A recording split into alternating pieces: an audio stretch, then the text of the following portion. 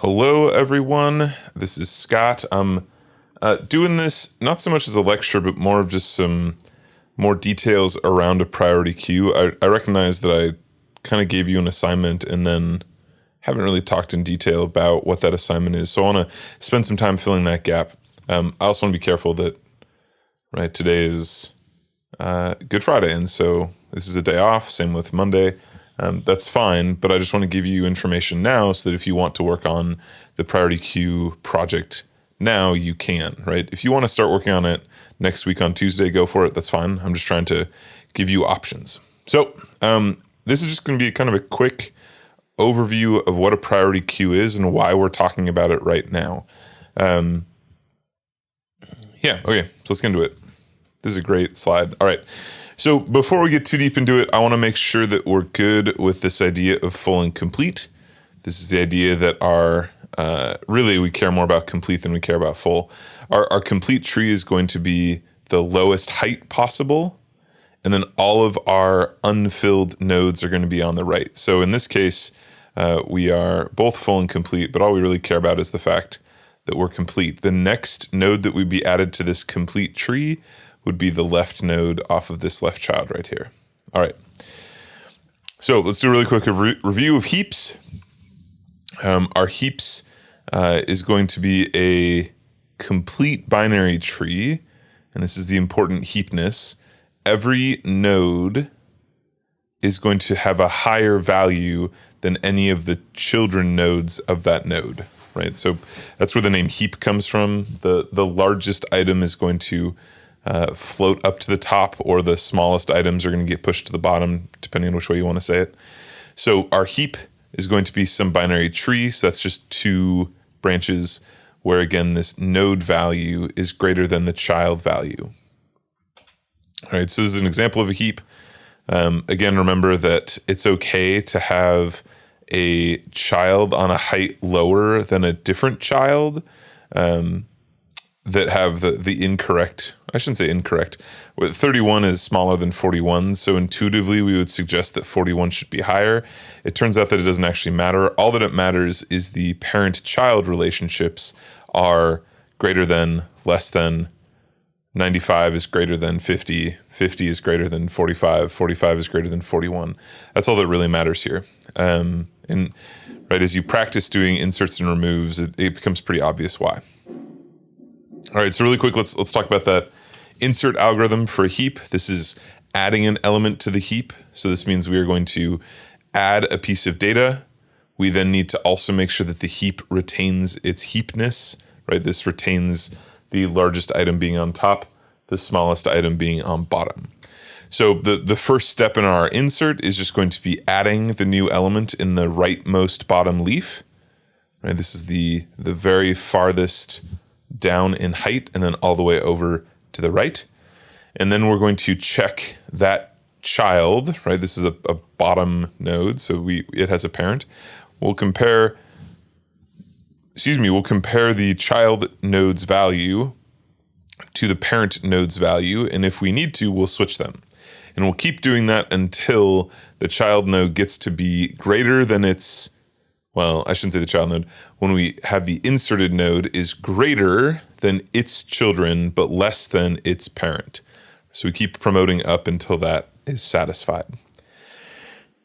That's pretty much it, right? Those are two simple steps for this to work, but it's really not more complicated than that. Again, the way I think about this is insert into the next position and then reform the heap. That's all we're doing. All right, for the remove, it's actually very similar.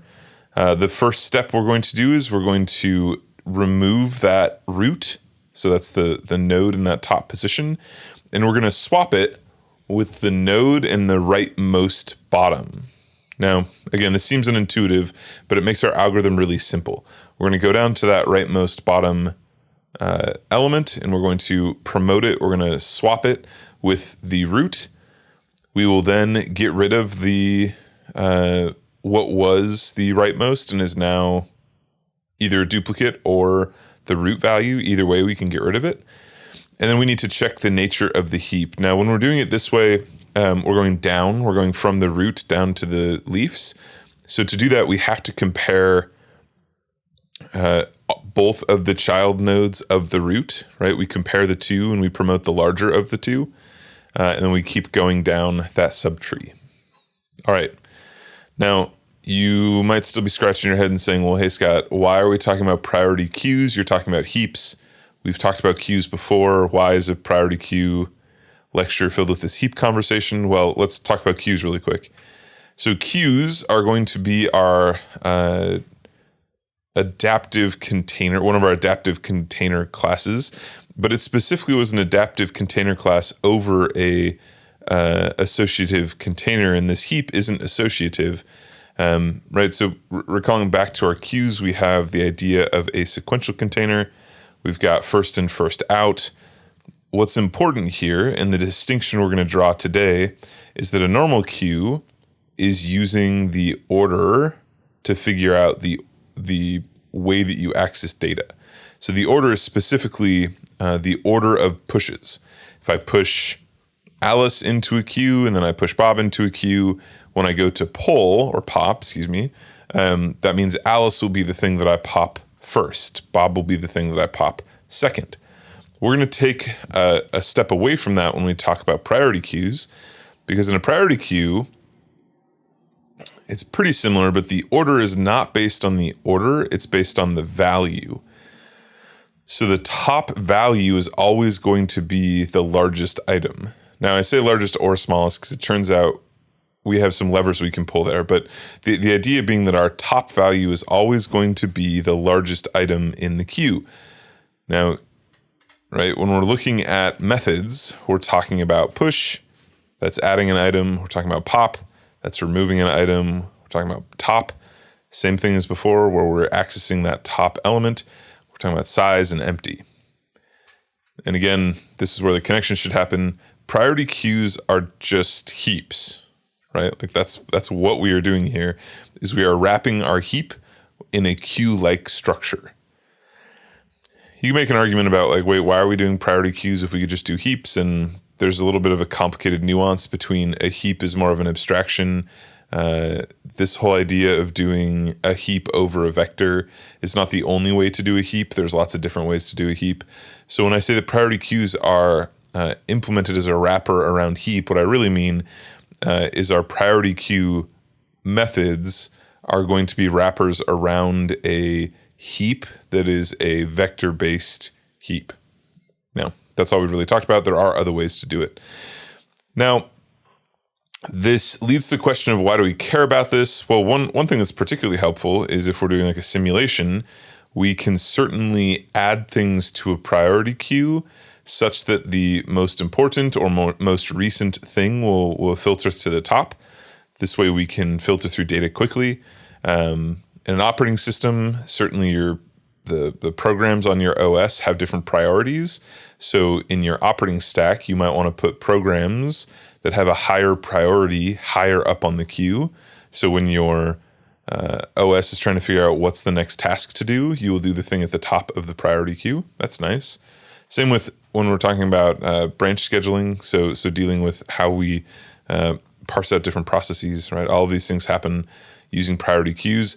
When we get into networking, this is essentially how like net unneutrality works. If we want to do message priorities, when you get a piece of data to a networking device, you put it into a priority queue. You then sort that priority queue based on the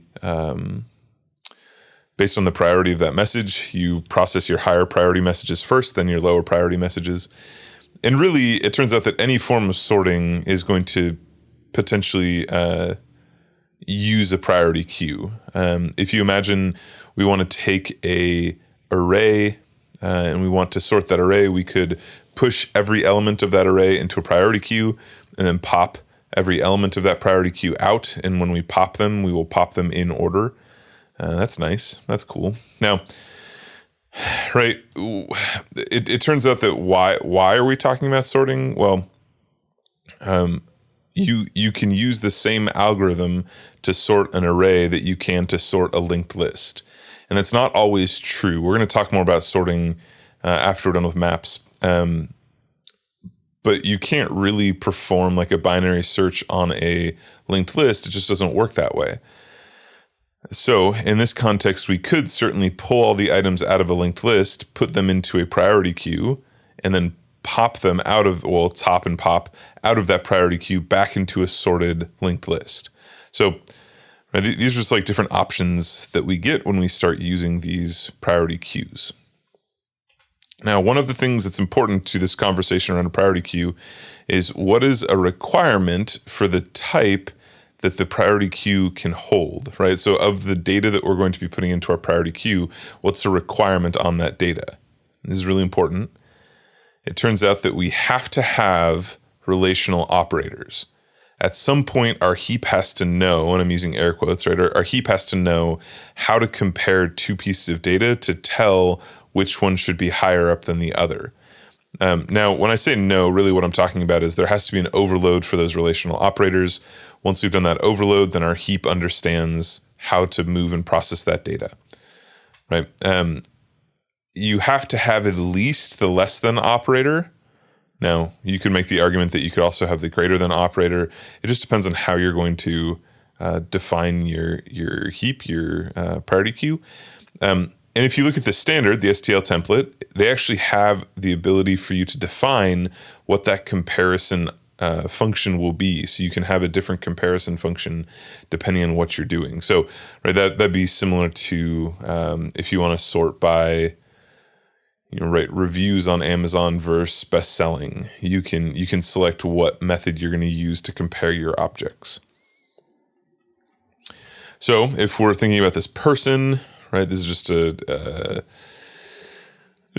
example class. We've got a person who has a name and an age. We could then define a less than operator. Remember, the way that these operators are going to work is if we have something like a left-hand object being compared less than a right-hand object, that's really like saying L dot operator with right being passed in as an argument. So when we talk about other, we're talking about R. When we're talking about this, we're talking about L. Okay, sorry for my handwriting. So when we actually look at this operator, we could have something, and this isn't great, but we could have something like if the name of the current operator is less than the other name, then we want to say true, yes. So it's kind of like sorting by name kind of first, and then else if the age is less, then we're going to return true, else we're going to return false. So a different way of saying this is if the name is less and the or the age is less, then will be true, else false. And the reason I'm making that distinction is because what happens if the name is greater than, we will then also check the age, and that means then that the age could also be possibly less. Anyway, this is trivial. This isn't necessarily getting towards anything, this method. I'm just pointing out that, remember, your operators can be more complex than just simply is a number greater than another number. There might be more going on inside of a class than that. All right, so we want to deal with this relational overloading. We get to control what's expected, right? We get to control how the priority queue is going to be moving data around. And because we can do this, that means we can change how we sort. We could easily have a static element inside of a class where we change the way the class is sorting based on that static element, like a flag. There's lots of different ways to do this kind of shift. The point, though, is that our algorithm, the container, the thing that's doing all the work, the priority queue, that's all going to stay the same regardless of the overload of your less than operator. Cool. All right.